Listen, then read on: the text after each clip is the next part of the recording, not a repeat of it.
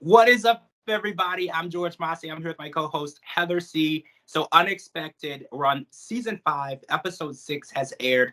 First things first, Kyland and Jason were not on this episode, so we will have to find out what is going on with them next week. We saw them on a fishing trip last, and we saw that they were still having issues with baby Keegan, our little doll baby. So we have to see what's going on with them. We did see previews for next week, so I can't wait. So let's talk about what we did see, right? So Tiara is having issues with her pregnancy, and we're really worried because she has low iron. And low iron is something that I learned by watching the episode today is important to how the baby gets oxygen. And oxygen is important, obviously, because the baby is not breathing through its nose yet. So we're really worried, and we're watching these series of events unfold where the car breaks down. Her mom, Melissa's car, is having issues, and then they drive to their aunt's house to try to use Tyra's car, and then a verbal altercation takes place. Things escalate, and we're just watching time tick by, worried about the baby. We're just worried what's going on. When are they going to get to the hospital? Which, keep in mind, is 1 hour away from where they are right now. And I'm just super worried, and I wish that they could put the family drama aside and just get Tiara to the hospital. Yeah, I think a lot of it escalated when they were doing their one-on-one with each other, and she kind of took off and said she was frustrated. So I think between, her being upset, being sick and worried about her baby and the car breaking down, and then, Tyra was already upset about the previous situation, probably, she was going to let her use her car. But, then she was just like, come get your damn kid. And, you don't talk about people's kids around the mom. So I don't know. I think, I don't think that it's whether or not, she didn't care or she did care about her sister. I think she just didn't have really time to cool down. I'm sure she, wants her to be happy and healthy and safe. Same thing with the baby. Um, I'm wondering, like, why they didn't call like an ambulance. Like, do they not have like the service or something, or what, do they think that maybe they could get him there? Because that's what I was wondering. Like, if all else fails and they didn't have a vehicle to use, what could have been their backup? So that way she could have went to the hospital safely, and they wouldn't have to worry about using anybody else's vehicle. So I'm not sure. Maybe production was like, no, or I don't know. Who knows? But that's what I was wondering. I was wondering the same thing because in this situation when the baby's oxygen is at risk, any means necessary, even airlift, any means necessary to make sure that that child and the mother is okay. So hopefully next week we will see her get to the hospital and find out that everything is fine. This is all just a complete misunderstanding, and her symptoms are merely just because she had stopped taking the iron pills. She told us they made her feel dizzy and nauseous, and I think pregnant women feel dizzy and nauseous anyway. So imagine taking something that makes you feel twice as bad than you already do. So I kind of understand that. So fingers crossed, everything is fine. All right, so I want to talk about Lily and Lawrence now because we finally saw them move. Moving day took place, and it actually went a lot smoother than we anticipated because we did see the packing day, and packing day was chaotic. But they were able to get moved in. People actually showed up to help. They had professional movers as well, and it looked like a good situation. But we saw Lily when she physically saw the bedroom. That was the root of the argument, right? The 3 beds, 1 room. She physically saw that she was wrong. There was not enough space. It was not going to be feasible. But when you put up such a huge fight and you put your foot down and you make something happen, I completely understand.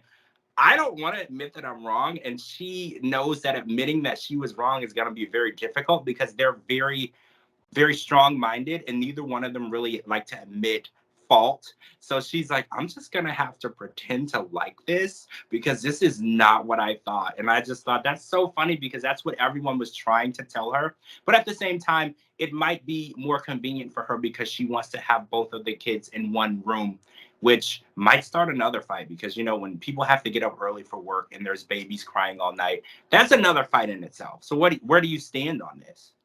Well, first of all, I want to say congratulations on their move. I think the apartment is beautiful. And the fact that you could get 3 type of beds in one room is a pretty good sized apartment. Yeah. Um, I don't know. I mean, like I said in our previous podcast, I kind of see where both of them are coming from.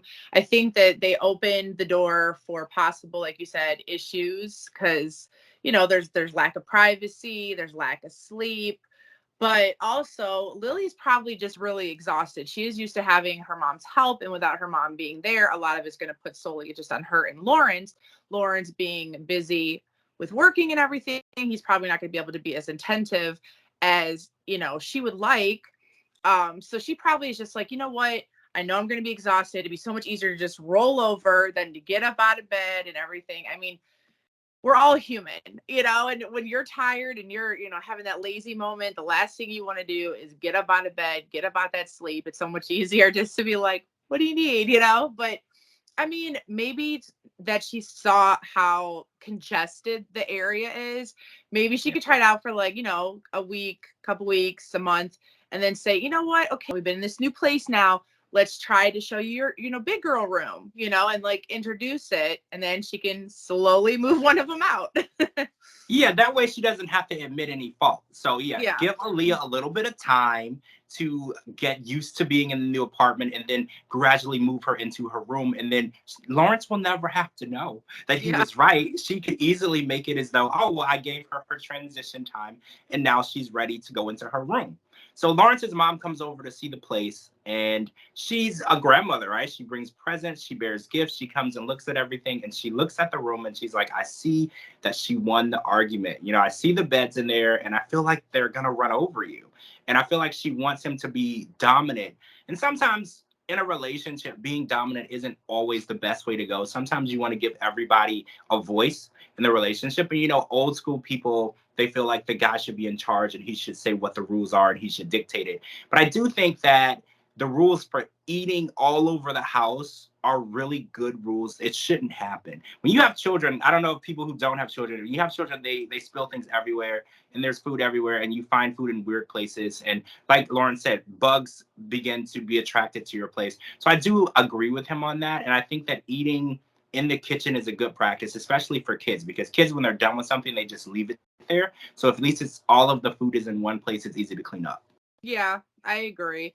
I think that he might also be kind of like, I don't know, maybe he's just like kind of weirded out by how he disciplines Lily because, that's not like his blood. So maybe he's like, he doesn't want to overstep, on anybody's toes. So, because we saw in the beginning of the relationship how he had a transition in with her and like how she was around the baby and stuff. So maybe he's just still trying to like, figure out the roles and how it all pans out. And his facial expressions were waiting for her to step in and come get her daughter and say, hey, I said, whatever. So I don't know. Plus, a lot of people don't want their, stuff aired on camera, because for all we know, you could get your ass off. So we don't know. But yeah, I mean, he's not asking for a lot. I mean, to keep your furniture nice, to keep bugs, keep everything clean. He's only thinking of long term. He's trying to keep everybody healthy and their stuff nice. So I'm sure, it will all pan out. I think so. I think that they're going to learn to live with each other. And we learned that the apartment they're in is $2,400 a month. And I just want to point out, for someone at their age, that is insanely high. I don't know what the cost of living is there, but I am really very impressed with what they're able to do. And like Lawrence's mom said, she's super proud of him. I think they're doing great as parents, and I'm really happy for them. And I'm glad that this move happened for them and they're beginning their life. And we want nothing for the best, but the best for you guys. And we wish you nothing but the best. So good luck with that and get settled into your new place. And hopefully there'll only be one bed in that bedroom at some point. All right, guys, that's it for part one. We're going to come back to part two and talk about Emerson, who is going to be induced. And also Jenna and Aiden, things seem to be falling apart completely. Thanks so much for watching. Make sure you live tweet with us every Sunday night. I'm George Mossey. This is my co-host, Heather C. This is the Unexpected Season 5, Episode 6 podcast, part one. We'll talk to you guys really soon.